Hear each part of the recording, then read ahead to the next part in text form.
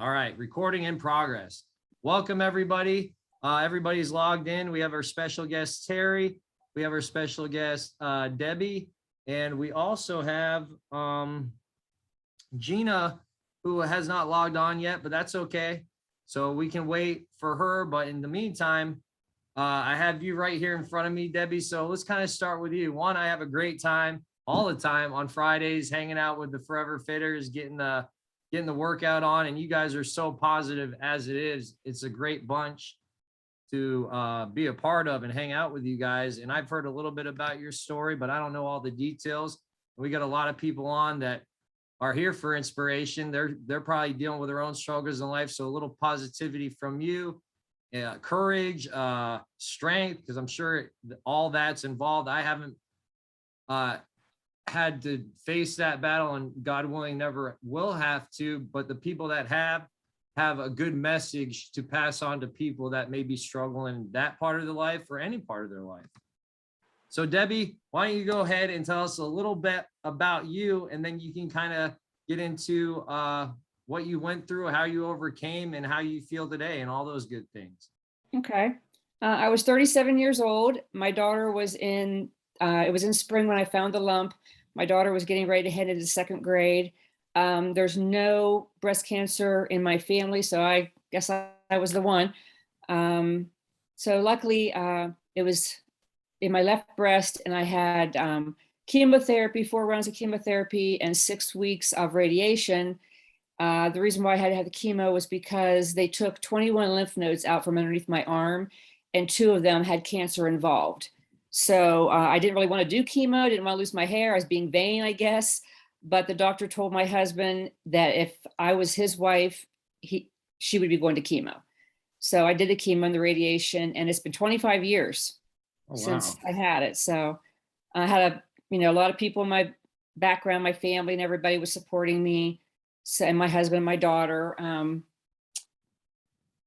So I've been lucky to be cancer-free all these years. So a question I have for you is because I don't know a lot about my family history and all those things. And you said to me that you didn't have it in your family. Was it just by accident, or were you like, this is a thing that could happen to me, so I got to be aware about it? What prompted you to start maybe taking note of your body to understand? I was doing exams and I found the lump myself. Okay. So I went in and had that checked out, and like I said, I lost all my hair with the chemo. It was rough. My daughter was just young, and I was afraid I wasn't going to see her grow up, Oh, that sounds, I would imagine it's not just rough on you, but the people that care about you around you, it's just as rough on them. Oh, yeah. One thing that resonated with me that you were talking about is everybody was strong and supportive around you. So to go through something like that, I know it takes a lot of strength, a lot of courage, but having that support system around you, did that help you lift you up during those times where you felt absolutely. Yeah, absolutely. My husband, daughter, my sisters and brothers, my nieces and nephews. My mom was elderly when this happened to me, so I didn't tell her I had breast cancer. And actually, while I was in the hospital, a friend of mine was watching my daughter, and I called my mom every day I was in the hospital, acting like I was at home, like I wasn't even in the hospital.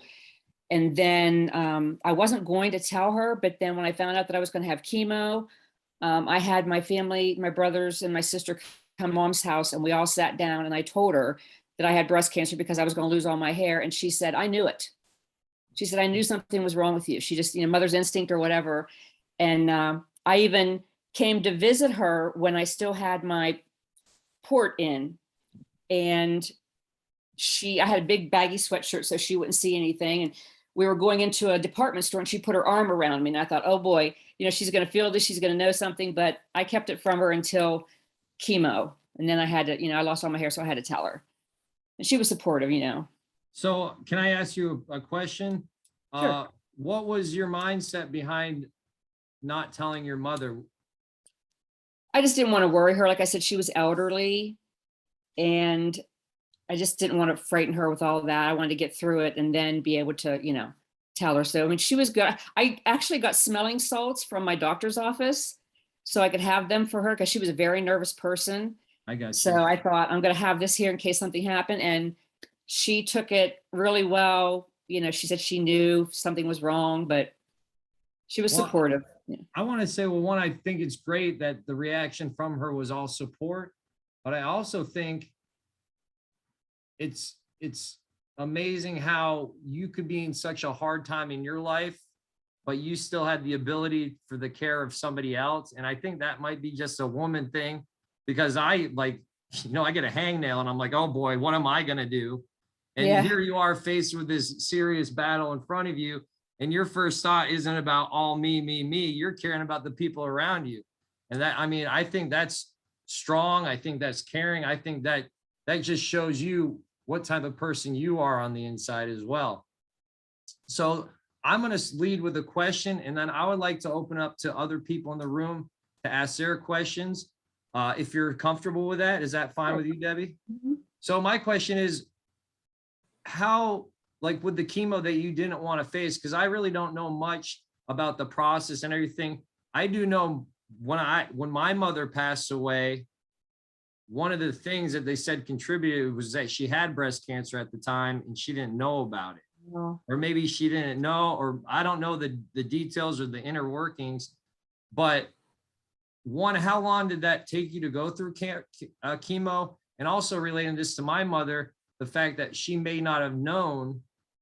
Can you tell us the importance of self-exam is to make sure and understanding your body? So did the doctor say anything to you as far as, hey, good thing you found it now because this could have got worse if it went left untreated?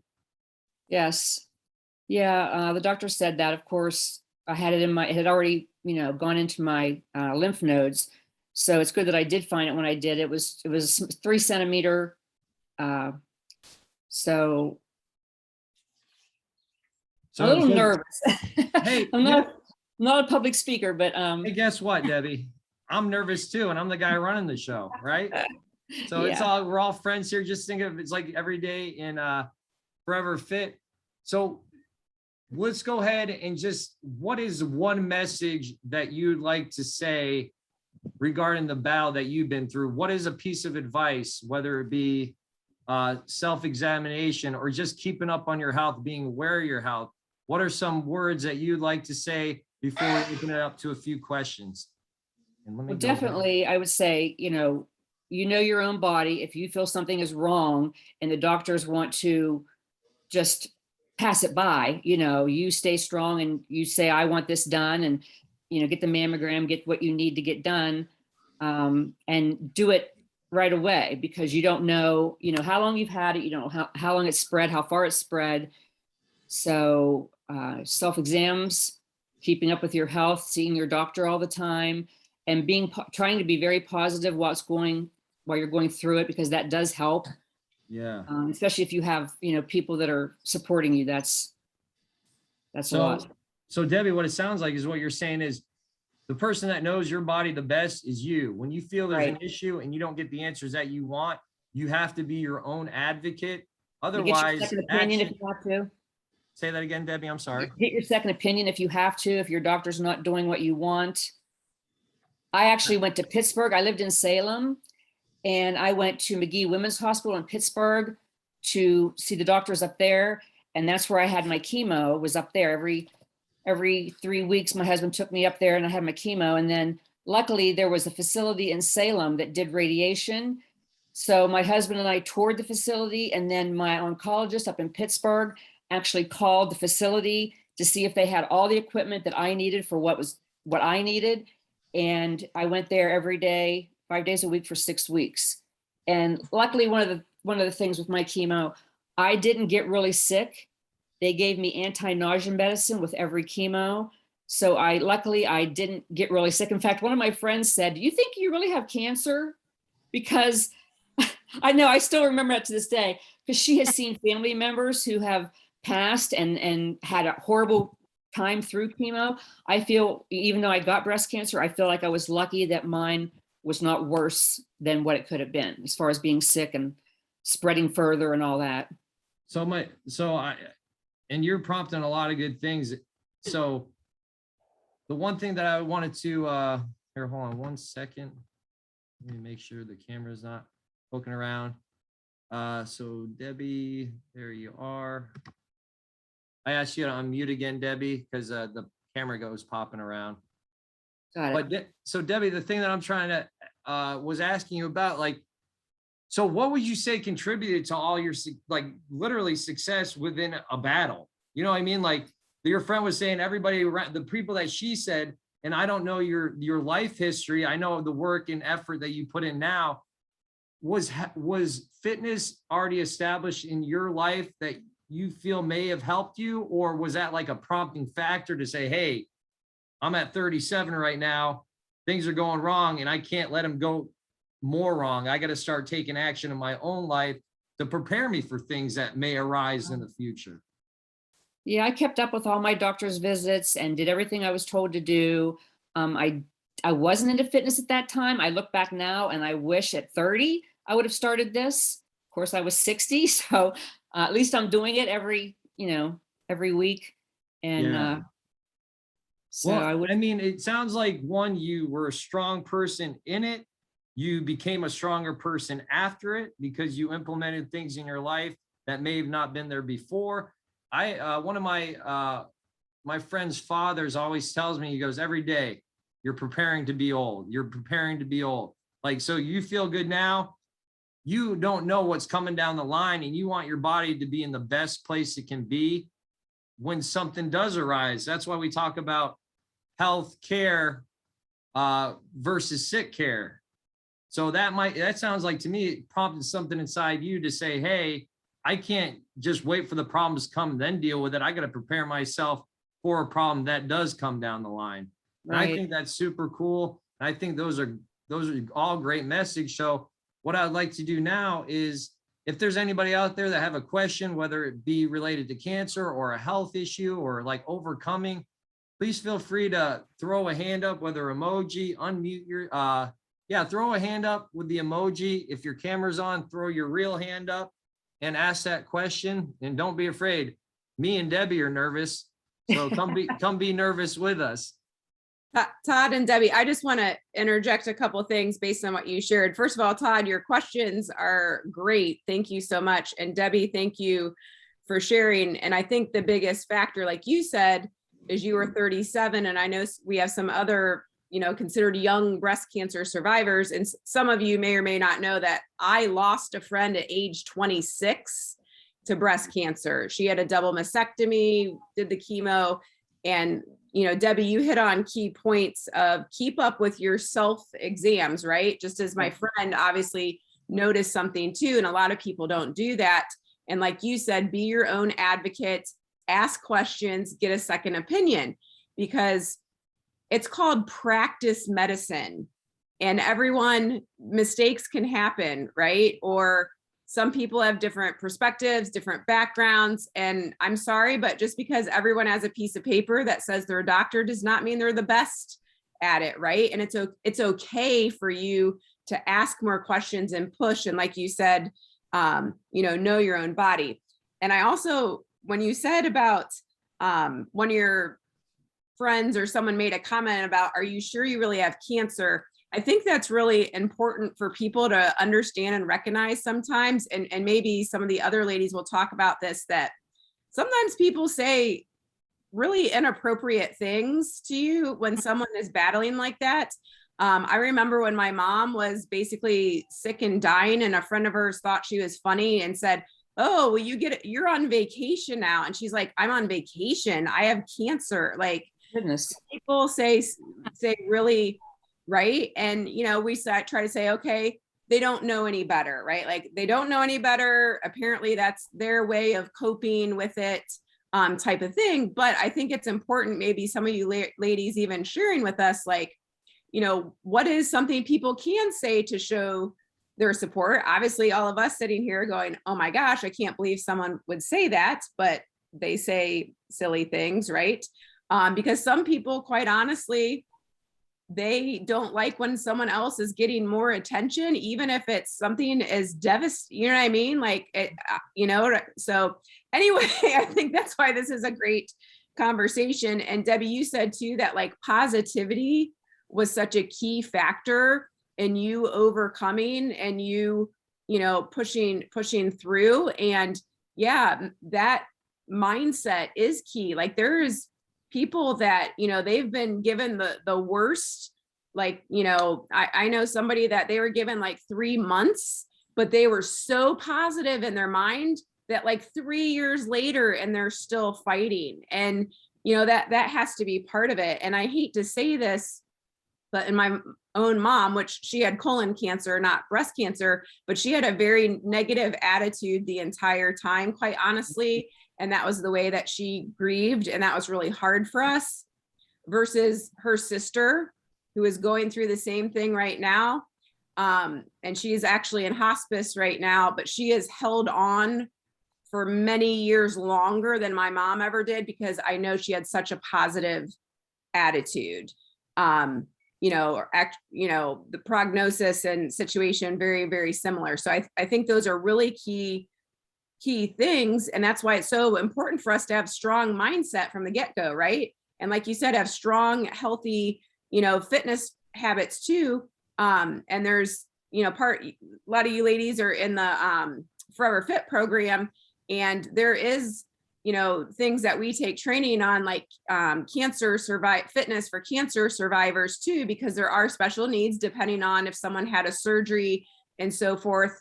And then for people that are able to, when they're ill, they recommend that they try to be fit and exercise to help them on their journey. So anyway, I just wanted to plug that in before we pop on to Gina. It looks like Gina's next in the square there, Todd. Yes.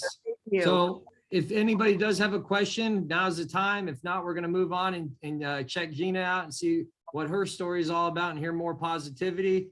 So I'm doing a one look through. I see no hands, so we're going to turn it over. And Gina, good to see you. How are you?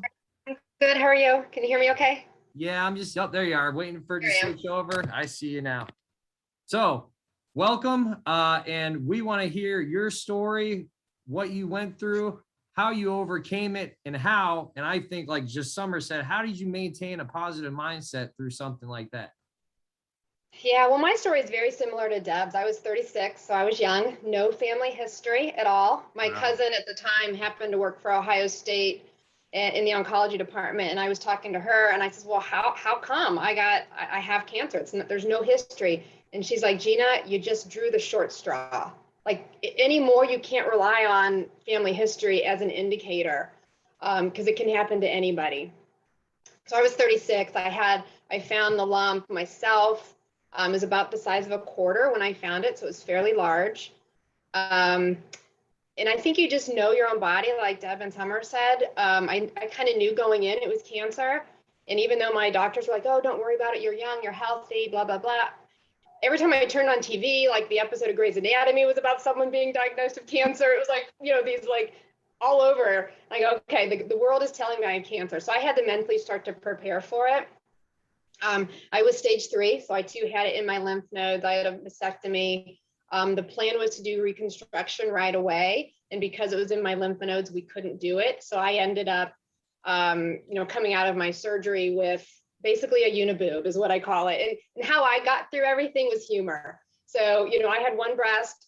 I had to go almost 6 months to a year where I went through chemo and radiation before I could have my reconstruction.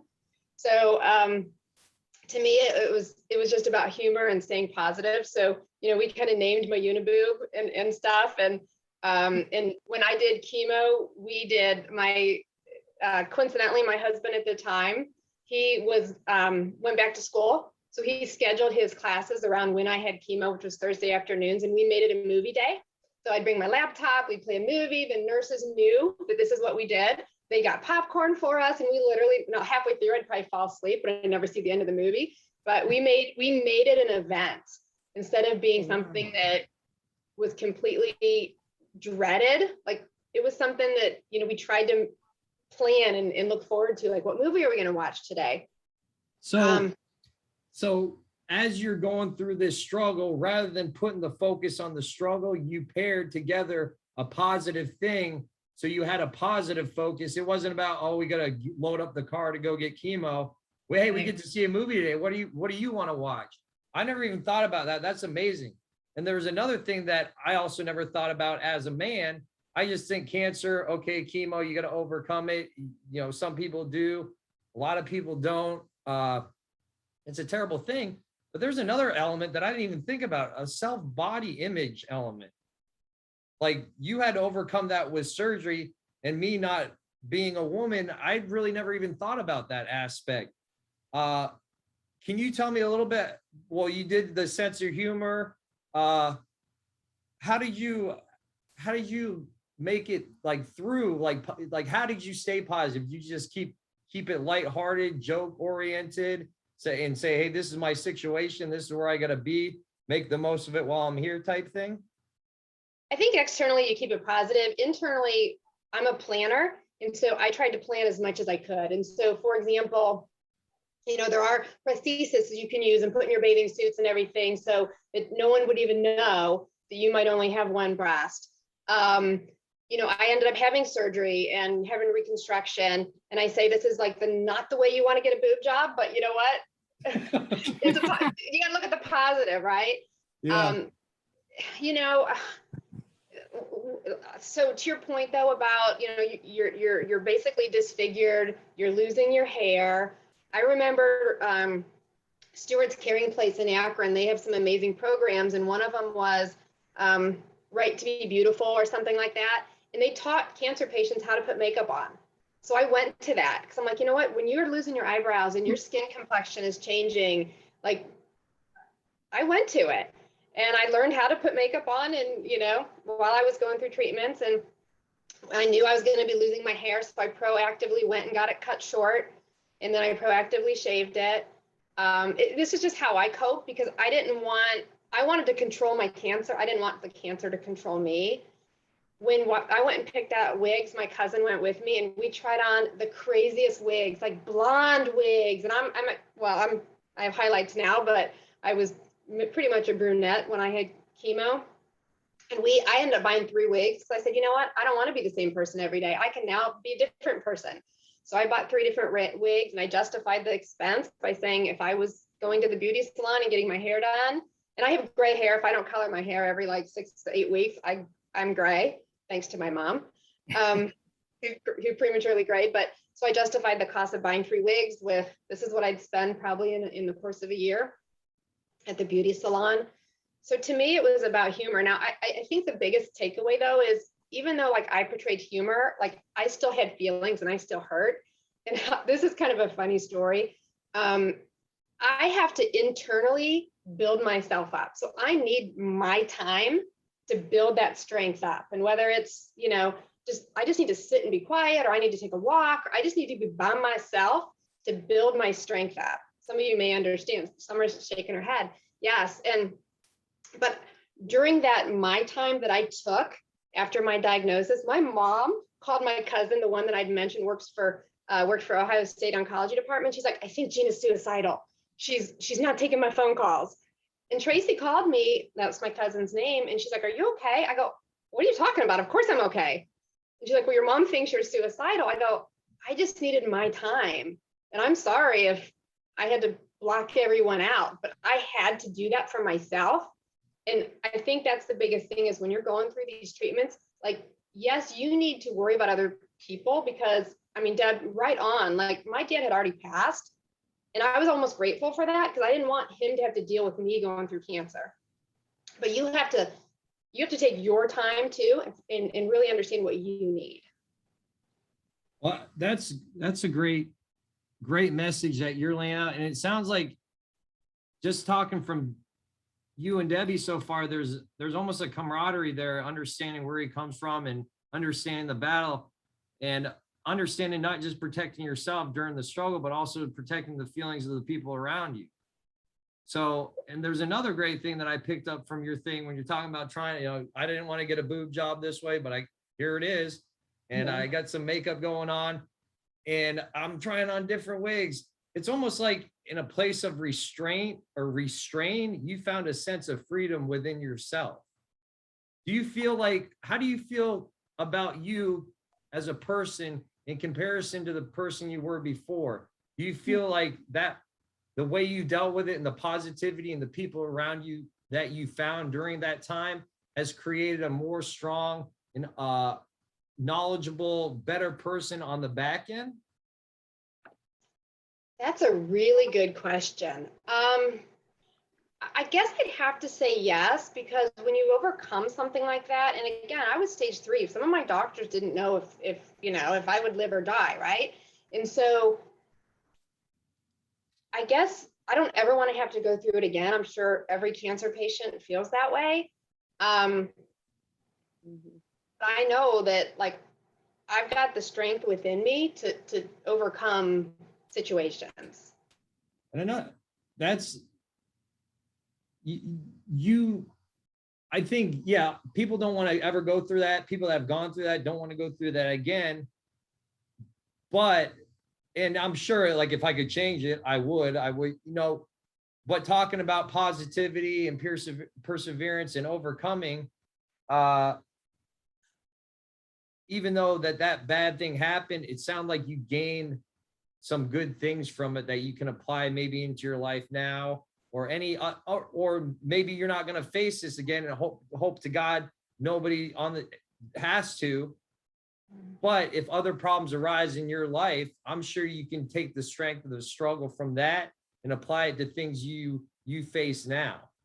And another thing that I wanted to ask you about, to see how you felt about it. A while back, I went to EMT school, and the number one thing they say is you don't want to give them false hope. Like, you don't like, if they're like something's bad, you don't sit there and tell them everything's going to be fine. And the one thing that I picked up on you is when you knew something was wrong, you went to the doctor and they're like, well, you're too young. You're how did that make you feel? Did that, like, were you like, well, you were wrong? Or would you wish, say, hey, this is a thing that could happen to you? You might want to, you said to me, you had to start preparing your own mind. Do you feel like you would have been better prepared if they didn't kind of give you that false sense of security of, oh, you're too young, it's not going to happen to you? Well, let me explain, because I think in being an EMT, you probably get this. Like, I'm a person, I want to, like, tell me what you think. And so the physician was my gynecologist that said, oh, you're kind of young. Let's not let's not worry about it. But my surgeon, when I went to see my surgeon, I knew he was preparing me without coming right out and saying it. So I do think, and I'll tell you this too, because I thought this was really, I selected, I too went for a second opinion at Cleveland Clinic and one here at Akron City. I ended up selecting the Akron City oncologist for 2 reasons. One, it would have been the same treatment, so why not? I live in Akron, so why not go somewhere closer? But also, I loved his message to me, because I asked him, I'm stage 3, like, am I dying? And his message was, look, as you're getting older, like, everyone is dying, right? Like, and he even, like, did this visual for me. He goes, but you just might be, like, a little bit trajectory different, but you're not dying today. So, like, the way he explained it, I was like, you know what? Okay, maybe my life is going to be cut a little bit shorter, but maybe not. And I still have a long trajectory to live. So I really like that message. And I remember that, 15 years later. Awesome. Hey, Todd. Yes. Can I jump in for 1 second? So first I have to say, like, ladies, this is such a valuable call for everyone. And again, thank you for sharing. And I want to just touch on a couple of things that Gina said before we go too far. I think it's really interesting you said and shared about taking that time for yourself, but it also triggered someone to think that you might be in danger, right? And that sometimes as women, just in general, we tell people, I'm fine, right? And sometimes people aren't really fine, right? But in your case, Gina, like you said, I needed that time for myself. So I'm just speaking, I guess, hypothetically in general for all women, like, it's important for us to communicate that to our friends and family members if we do want our space, right, to deal with something in our own way, because a lot of people do say, I'm fine, I'm okay, and we're really not. So I just think that's really valuable for us to think about just overall in general. But I did want to go back to where you said about both you and Debbie, that both of you said you didn't have a family history. So I want to use this as a little bit of education for everyone right now, because they stayed up on their self-care exams and were able to see that something wasn't right. But just speaking in general and hypothetically, female cancers, breast cancer, even cervical cancer, uterine cancer, and so forth, are also linked to environmental factors of things called endocrine disruptors. And as women, we come in contact with potentially over 550 harmful chemicals a day that can contribute to those endocrine disruptors. And those come in the forms of hair products, makeups, lotions, deodorants, anything that we put on our body, because you absorb in your body within 27 seconds, and your skin is your largest organ. And so that's something that we don't think about sometimes when we go to the store and we buy products. And that's why there's certain lines that I use in particular because of that, because they are free. They have an ingredient list of things that don't fall in that category. And here in the US, I don't know if you're aware of this, there's only 11 to 13 ingredients that are banned in the US that can be in your products on the store shelves. In Europe, it's thousands. It's like over 1,500. And so, that's why there's a nutrition, skincare, hair, makeup line that I only shop from, because they have a list of 2,000 ingredients that are not allowed in their product. And an OBGYN specifically introduced me to it because of the very thing we're talking about. In her research 13 years ago, she recognized that women are coming in contact with products that could be escalating cancers, female cancers. The same with men developing breast cancers too. Men can also consume too many endocrine disruptors or things that boost estrogen. Soy is another one.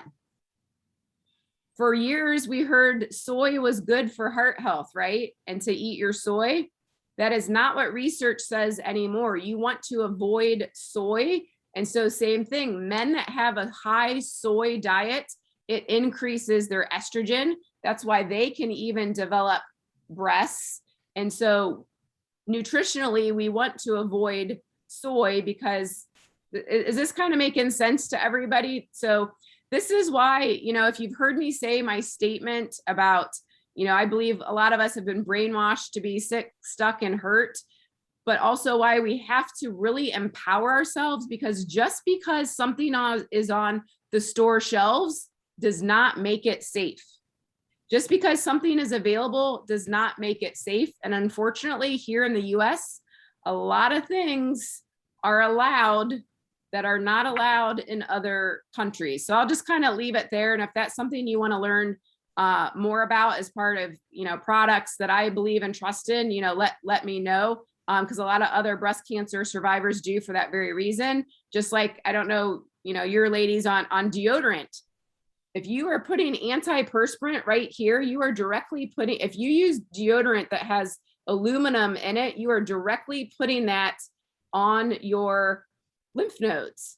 And so that's why it's better to use a deodorant that does not contain any type of aluminum versus an antiperspirant. So anyway, just some things for you to think about, and think about products that maybe you come in contact with. So I'll stop there and turn it back over to you, Todd, so that we can give Terri an opportunity. We're right before you get into Terri, I just want to say thank you, Summer, for making that good point, because talking about family history and all that, like, oh yeah, my family had this, so be aware of it. So far, everybody we talked to had no family history of it. So where is it? So there's another element somewhere coming in where it's, I don't know how I'm not going to get all scientific because I don't know what I'm talking about and it's out of my realm, but it sounds like there's another factor, contributing factor, and that correlates directly with what you're saying. So just because you don't have the history doesn't mean it can't happen to you. There's other factors out there that may contribute to it that you're exposed to every day. So keep up on your health, be aware of your health, and be on the lookout. So what we're going to do now is I am going to look out for Terri, and there she is. So Terri, welcome. Thank How are you. Good to see you. And Terri is also a part of our Forever Fit, great group, fun time. And I don't know if you, Terri and Debbie, have ever talked about your circumstances and where you've been, but I know yours is a little bit different, and I'm not going to say anything about it because you're the one that dealt with it. So why don't you take it from here and tell us a little bit about your story? All right, I'm a little different than what they are. I had a type of cancer that has breast. Can you hear me? Yep, you're good. I'm just taking Okay. notes. Okay, I'm not sure because this first time I've ever did this. This is great. It's fun. All right, my cancer started in 2002. And what happened was I had a little bald spot on top of my head and it itched all the time. And I kept, always rubbing my head and scratching at it. And I went to the doctor and he said, well, you've got teenagers. He says, it's probably alopecia. I don't think, let's just see what it does. Well, it didn't go away. And it just kept bothering me. I went for a second opinion and they thought it was the same thing, didn't do anything about it. And then we had a birthday party and my mother-in-law was over and she said, Terri, I've been watching you and your hand is on your head every couple seconds. She says, please go to a dermatologist. So I went to a dermatologist and he took one look at it and he's like, this is not what they're telling you. He says, I'm going to take a biopsy and I'm going to send it in. So he cut a piece out, sent it in. And I think it was a week or two later, I got a phone call on a Saturday, but we were out of town for the weekend. It said that I should call his office first thing Monday morning. So I was really worried. And Monday morning, I woke up all ready to call him and my phone rang and it was him calling me before I even had a chance to call him. And he said, Terri, he says, I don't want you to come in here. He says, you have cancer. He's telling me this over the phone. You have a type of cancer and it's not skin cancer. It's coming from internal. He says, so it's something in your head. So he says, you need to get a hold of this doctor, do this. He told me what to do. I called my husband, crying my eyes out to come home. And that's how it all got started. But the cancer that I have, I still get it. I've had it 4 different places. I've had head, neck, spine. And the last time I had it, it was wedged between my rectum, my uterus, and my bladder. So I had to have surgeries. They cannot give me chemo because it's got so many characteristics of different types of cancer that they can't find a chemo that they feel would work on it. So I have had a lot of surgeries and a lot of over 100 times had radiation. I mean, just a lot of radiation, which bothers me too, because it's like, how much of that can your body take? But the last time wrote me some notes so I could remember. My last cancer was in 2016. So I had head in 2002, neck in 2006. In my back, I had, it was in my L4 vertebrae on my spine. So that was in 2006 also, but then I ended up having to have back surgery because by the time they radiated everything, I lost that section of the spine. They had to put in a rod and pins. Then the stomach was 2016. So I've been doing really well, but I have to be scanned 2 or 3 times a year to just keep looking for it. So it's just a crazy story. It's very odd. There was no history in our family. So same thing with the other ones that we don't know where it came from or why I got it or anything like that. But it has a lot of characteristics of breast cancer though, but it's never been in my breast. That's crazy because I don't even know where I to know start on that one. I mean, I could go on and on with stories. My head surgery, the year it was in my head, I had 6 surgeries in 1 year because they couldn't get it all and they had to go into the skull. It wasn't in my brain, but it was in the skull. And they actually, when they went in to do surgery, found a hole in there that had this, what they called a mucus looking thing. And they took all that out, but then it came back, they didn't get it all. And I had to have, I don't know if you know what tissue expanders are, but once they did all my head surgeries, they actually implanted tissue expanders in my head. And for a year, I had to have my head expanded. so that I have hair today. And I know you've seen me. I mean, I have a full head of hair. Nobody would ever know that that's Well, what it was like, back then. you've told me a little bit about it, but I didn't know it was all like this. Like, I don't want to downgrade anybody's struggle or what they've been through, but yours isn't like a one-time I overcome this. No. And cancer can They always think come back no matter what it is, but it sounds like you're like, you got to be on constant upkeep on your health when Right. it comes to that. Now, Well, they don't know where it came from. So we have to constantly keep looking. so I asked previously, how did they have a strong mindset and a positive mindset during that time? How do you keep a positive mindset being it? Maybe I'm thinking about this wrong, but it sounds like you got to really do your maintenance on yourself to make sure that you stay in a state of overcome rather, you know what I mean? Like, cause you're Right. how do you stay positive? How do you stay focused? How do you keep Well, moving forward? I don't always stay positive. I mean, actually, I was very depressed when I joined Summer Fitness. I was just in a slump. I was feeling sorry for myself. It's like, I don't want to have to deal with this all the time. My doctor had just yelled at me and said, Terri, you're losing your strength. I get bone scans all the time since it was in my bone. He says, you're losing your mobility. I was having a hard time tying my shoes. And I'm 61 years old. I shouldn't be like that. So I was getting myself, instead of the way I've been through the whole thing being really strong, I was letting it overcome me. And I honestly, when I joined Summer Fitness, the doctor that week had said to me, Terri, you need to lose some weight. You're starting to get a little bit too heavy. Well, because I was laying around and not doing anything.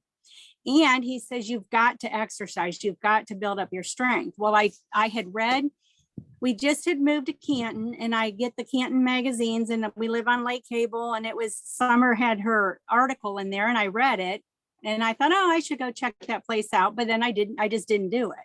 Well, then there was a day I was driving home and went right past where, the road there where you are. And I thought, I just said, I'm doing this. And I pulled in. Well, that's when COVID was going on. So I couldn't come in. There was a sign on the door, but I sat in the parking lot and called the number and talked to Keely and made an appointment. And I started in May, and I've been coming ever since. And I've got a long way to go, but it's really, really helped. So It makes a big difference when you're doing something for yourself. It helps you feel more positive. that's a great message. And I think Summer's hands up, and I don't know if that's from the last time, if I didn't clear it, but I'm sure. Sure, Todd.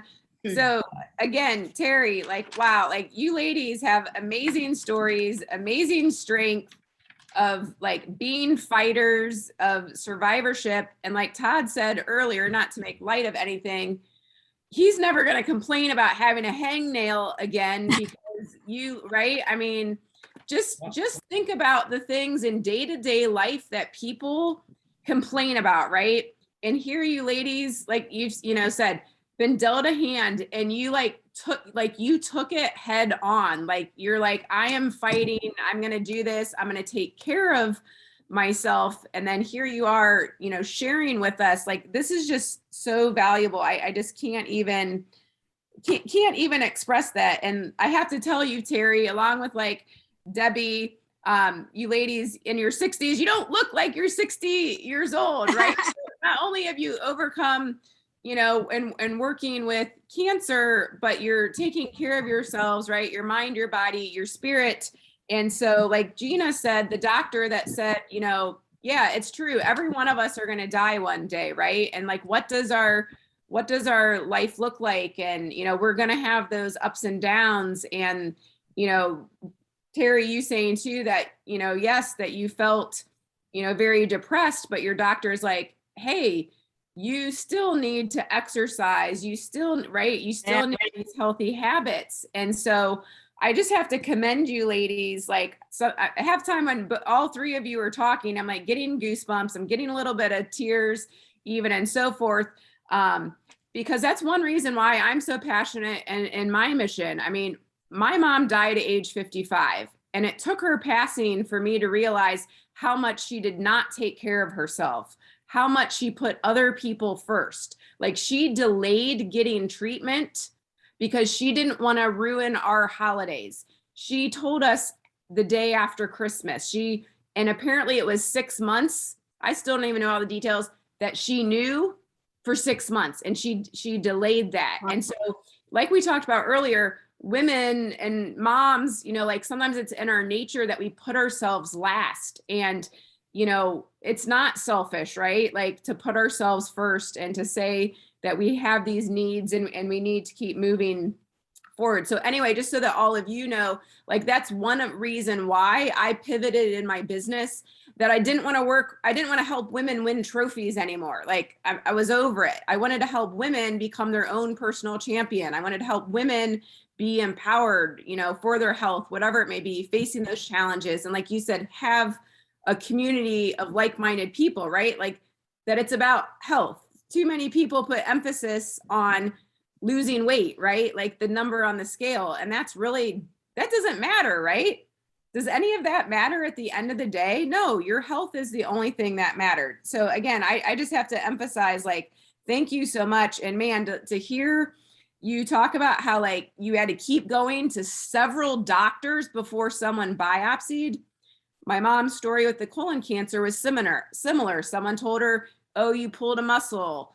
OBGYN missed something. Finally, somebody else told her, the colonoscopy. Like I said, I don't have all the details because she didn't even like to talk about it. We weren't even allowed to talk about it as a family when she was dying. People literally saw the obituary and it was like, I had no idea your mom had cancer. So different people handle things differently too. And it's hard to respect that at times. But in my aunt's situation too, I just wanted to share, they found her cancer. You mentioned, Terri, about between the bladder and rectum and so forth. My aunt was supposed to have a surgery, I guess, to like kind of lift some of her female parts. And when they went in, they found all this cancer in the lining in her body. Well, here they go back and they trace that it actually started in her appendix. Well, when you get a colonoscopy, they do not check your appendix. So even though she had regular colonoscopies, they missed her cancer.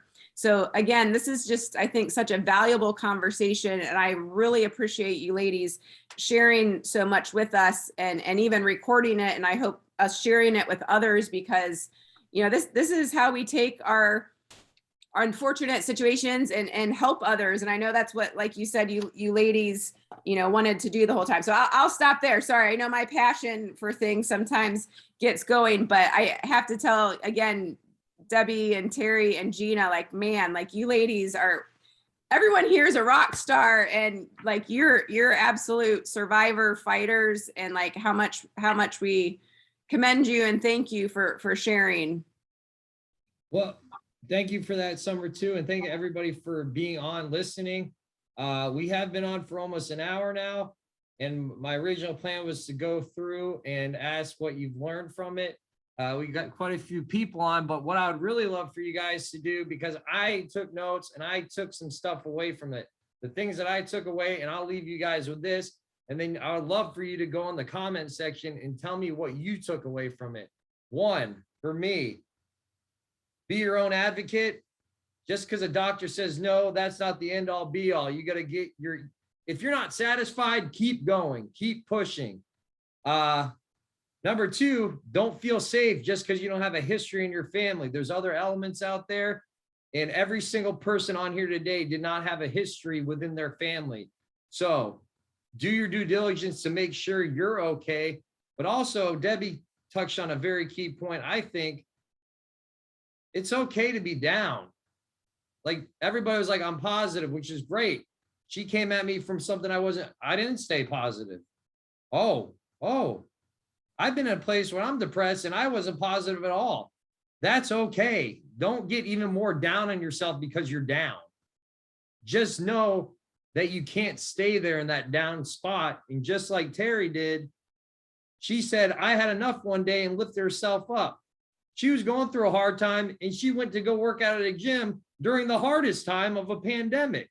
but I'm pulling into this parking lot, door's not open. I'm still not taking no for an answer, just like she said to that doctor and gave us a call. And now she's here kicking butt with all the other forever fitters and having a good time, not just improving her body, but lifting her mind as well. So those are my takeaways. And I want your takeaways in the chat section. If there's one that has one right now and ready to throw it out, throw that hand up. I want to hear something because I'm inspired. I'm going to go do something after this. I don't know, stretch or something. So is there anybody there? I'm going to do a run through. If not, that's cool. I know you guys are at work getting it done. The main thing I want to say is thank you, 3 women, for sharing your stories. Because not only is it a hard thing to go through, I'm imagining it's a hard thing to talk about. So thank you for being here. Thank you for sharing your stories. And I'll leave you guys to it. You guys have a great day. So we'll see you guys. I'm going to log off. No hands up except for waves. Bye-bye. I'll see you guys today, tomorrow, sometime this week. Have a good one. And bye-bye.